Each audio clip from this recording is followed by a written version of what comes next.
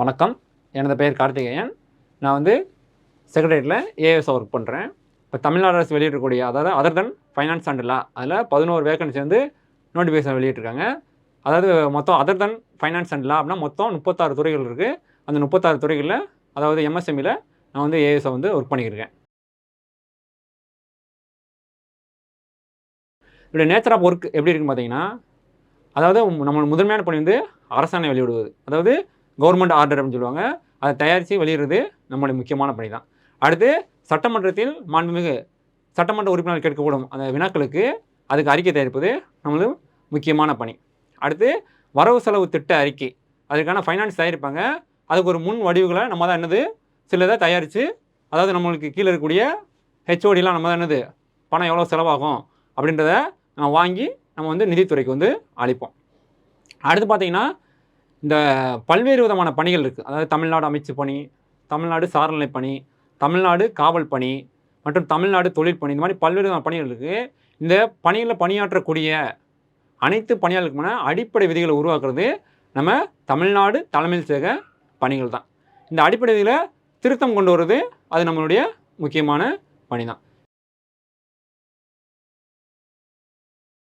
இதில் பதவி உயர்வு அதாவது ப்ரொமோஷன் எப்படி இருக்குன்னு பார்த்தீங்கன்னா, ஒரு ஏஎஸ்ஓலேருந்து அடுத்த ப்ரொமோஷன் எஸ்ஓ அதாவது செக்ஷன் ஆஃபீஸர்.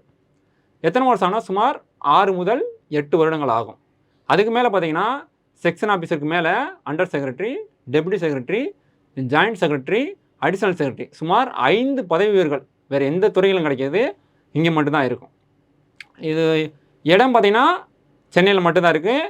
நம்ம வந்து ரிட்டையர் ஆகிட்டையும் சென்னையில் தான் ஒர்க் பண்ணணும். வேறு இதில் நம்மளுக்கு வேறு என்ன இருக்குது அப்படின்னு பார்த்தீங்கன்னா, சேலரின்னு எடுத்துக்கிட்டிங்கன்னா நம்ம சேலரி வந்து லெவல் 16ல் வரும். அதாவது நம்மளுக்கு எல்லாம் அப்படித்தரம் போக சுமார் 50லேருந்து 52,000 கிடைக்கும். நம்மளுக்கு பவர்ஸ் அப்படின்னு எடுத்துக்கிட்டிங்கன்னா, அதாவது தமிழ்நாட்டில் உள்ள அனைத்து எல்லா விதமான அரசு அலுவலர் இருக்காங்கள்ல, அதாவது குரூப் 2, குரூப் 1 அந்த மாதிரி உயர் அதிகாரிகளுக்கு பதவி வழங்கக்கூடிய யாருன்னா அது நம்மளுடைய ஒரு முக்கியமான பணி.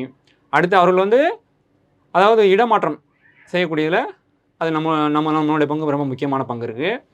அடுத்து பார்த்திங்கன்னா, பொதுமக்களுக்கு அதாவது அறிவிக்கக்கூடிய அதாவது மாண்புமிகு தமிழக முதலமைச்சர் அறிவிக்கக்கூடிய திட்டங்களுக்கான கொள்கை அதாவது சில வழிகாட்டு நெறிமுறைகளை வந்து அதை வந்து தயாரிக்கக்கூடிய பணி வந்து நம்மளோட தான் இருக்குது.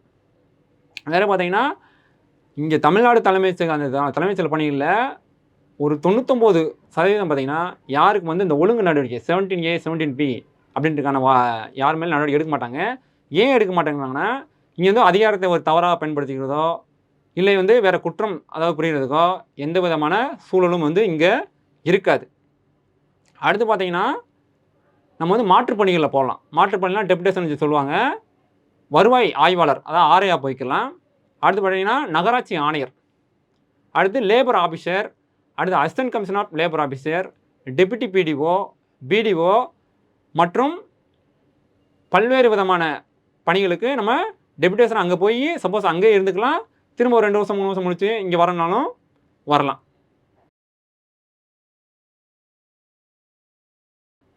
வேறு இதில் நம்ம என்ன வாய்ப்புகள் கிடைக்கும் பார்த்திங்கன்னா, படிக்கிறதுக்கான வாய்ப்புகள் வந்து ரொம்ப கிடைக்கும். ஏன்டா நம்மளுக்கு வந்து அப்படின்னா சனி ஞாயிறு எப்போதுமே லீவு தான். 10 மணிக்கு வரலாம், 5:45க்கு நம்ம கிளம்பிடலாம். பட்ஜெட் டயத்தில் மட்டும் கொஞ்சம் ஒர்க் இருக்கும். மற்ற டயத்தில் சீசன் நார்மலாக தான் இருக்கும். பெண்களுக்கு மிகவும் ஒரு பாதுகாப்பான பணி மற்றும் ஒரு பணிச்சுமை ஒரு ரொம்ப பணிச்சுமை அதிகமாக இருக்கிறது, பணிச்சுமை ஒரு குறைவான பணிகள் தான். நம்ம வந்து ஒரு கோப்புகளை கையாளும் அதாவது ஃபைல் போடும்போது எந்த விதமான பயமோ பதட்டமோ அடைய தேவையில்லை. அதுக்கு என்ன காரணம்னா, நம்மளுக்கு உதவி செய்ய கீழே வந்து உதவியாளர் இருப்பாங்க, அடுத்து தட்டச்சர் இருப்பாங்க, அடுத்து அலுவலக உதவி ஓஏலாம் இருப்பாங்க.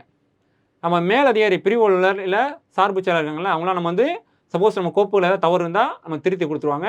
அதனால் உதவி பிரிவாளருக்கு வந்து ரொம்ப பயமோ ஒரு பதட்டமோ அடைய தேவையில்லை.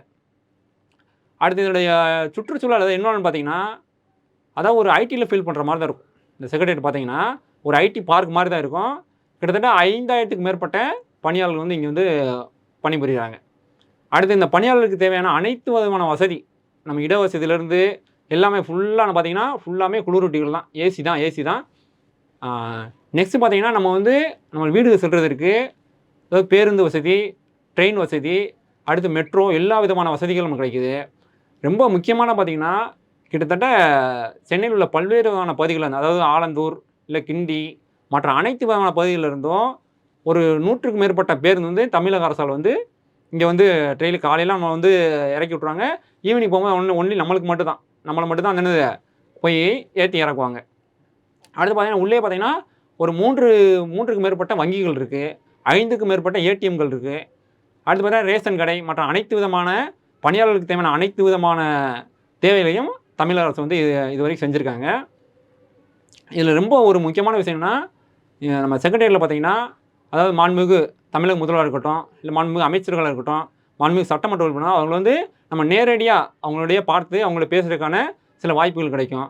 அடுத்து மிகப்பெரிய ஆளுமைகளான சில ஐஏஎஸ் அதிகாரிகள் இருப்பாங்க, அவங்களுடைய பணியாற்றக்கூடிய ஒரு வாய்ப்புகள்லாம் கிடைக்கும். நன்றி. சுரேஷ் IAS அகாடமி வெற்றியின் முகவரி.